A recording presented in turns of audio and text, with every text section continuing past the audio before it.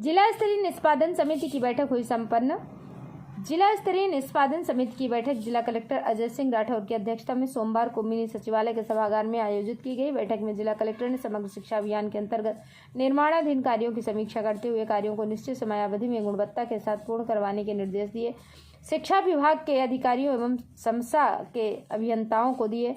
बैठक में ICT व कंप्यूटर लैब की प्रगति, ब्लॉक एवं जिला रैंकिंग शाला संबलन अभियान, PM श्री विद्यालय खेल मैदान व भूमि विहीन विद्यालयों को भूमि आवंटन, खेल मैदान एवं भवनों से अतिक्रमण हटवाने सहित अन्य बिंदुओं पर विस्तृत रूप से चर्चा की गई। जिला कलेक्टर ने राजकीय विद्यालयों में अध्ययनरत बच्चों को जिले की भौगोलिक स्थिति की संपूर्ण जानकारी से अवगत कराने के निर्देश दिए। उन्होंने कहा कि विद्यार्थियों को बेहतर से बेहतर शिक्षा प्रदान कर जिला रैंकिंग में प्रगति लाने का प्रयास करें। उन्होंने कहा कि शीघ्र से शीघ्र जिन विद्यालयों में जगह की कमी है वहां उनके नए भवन हेतु भूमि आवंटन के प्रस्ताव बनवाकर भिजवाएं। साथ ही जिन विद्यालयों के खेल मैदान तथा भवनों के आसपास अतिक्रमण हो रहे हैं उनके अतिक्रमणों को संबंधित क्षेत्र के उपखंड अधिकारियों के माध्यम से हटवाए जाने की प्रक्रिया प्रारंभ करें। इस दौरान मुख्य जिला शिक्षा अधिकारी राम सिंह मीणा, जिला शिक्षा अधिकारी माध्यमिक हेमराज पारेता, जिला शिक्षा अधिकारी प्रारंभिक हंसराज मीणा, ADPC समसा सीताराम मीणा सहित समस्त राजकीय विद्यालयों के संस्था प्रधान उपस्थित रहे। BPN न्यूज संवाददाता किशोर तंवर की रिपोर्ट। नवजीवन हॉस्पिटल भवानी मंडी, आपका स्वास्थ्य हमारा प्रयास। नमस्कार, मैं doctor Rakesh Prajapati, orthopaedic surgeon, Navjeevan hospital Bhawani मंडी।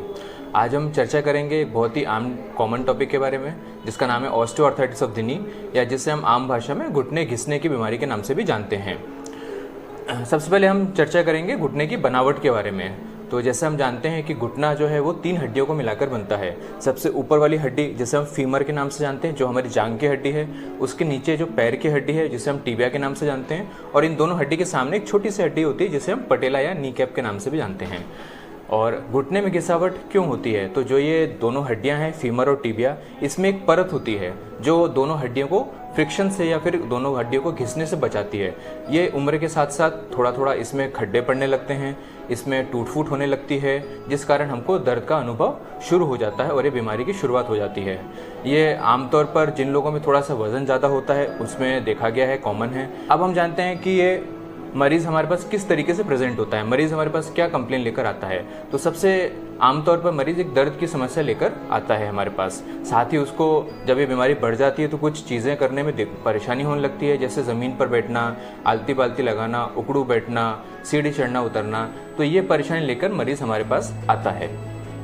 जब मरीज़ हमारे पास ये कंप्लेन लेकर आता है, इस तकलीफ से आता है, तो हम उसको एक एक्सरे करने की एडवाइस देते हैं और उसमें हम कई सारे बदलाव देख सकते हैं।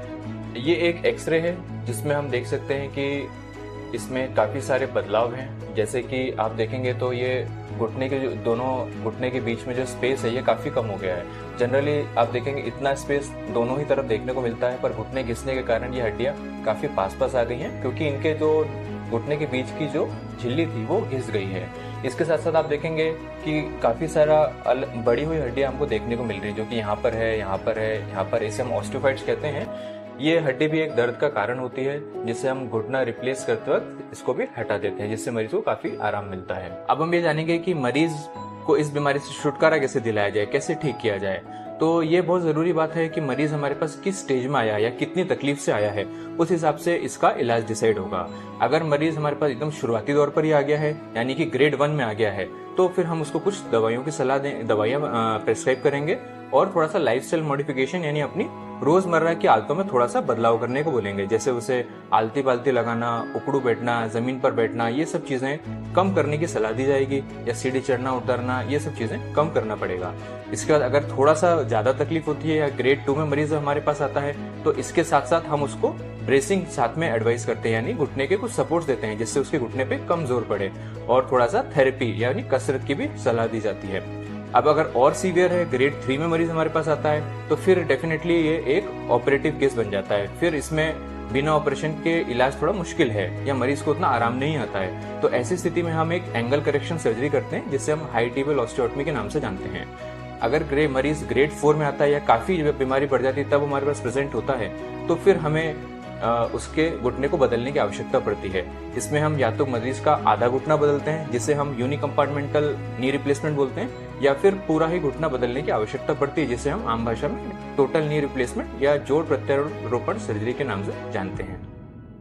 अगर आपको भी इस प्रकार की समस्या आ रही है, घुटनों में दर्द है, तकलीफ है, तो आप इसके इलाज के लिए नवजीवन हॉस्पिटल भवानी मंडी में उपचार ले सकते हैं। धन्यवाद।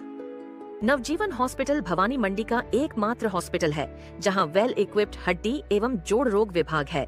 नवजीवन hospital ultra low dose Siemens 96 slice CT scan and high frequency HDC arm machine से इक्विप्ड है।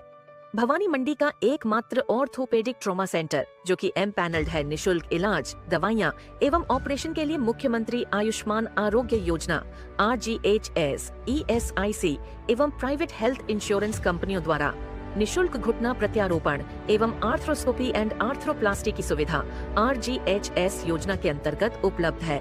नवजीवन हॉस्पिटल को quality council of India NABH द्वारा मान्यता प्राप्त है। समूह बीमा लोन वाले ग्रामीण उपभोक्ताओं के लिए केयर हेल्थ बीमा योजना भी उपलब्ध है। स्टार हेल्थ बीमा योजना भी उपलब्ध है। इन सभी योजनाओं के अंतर्गत निशुल्क इलाज एवं ऑपरेशन की सुविधा नवजीवन हॉस्पिटल में उपलब्ध है।